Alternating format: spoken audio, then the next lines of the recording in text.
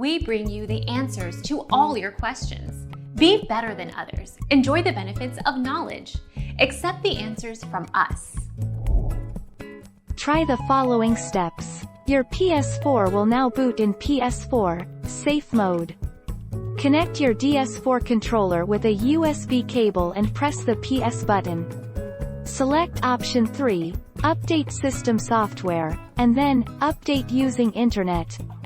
If the error persists, select option 5, Rebuild Database, and try again. Our mission is to provide accurate answers. We think, without knowledge, it is impossible to live a balanced life. Be competent, be skillful. Thank you for watching. Don't forget to subscribe and hit the bell notification.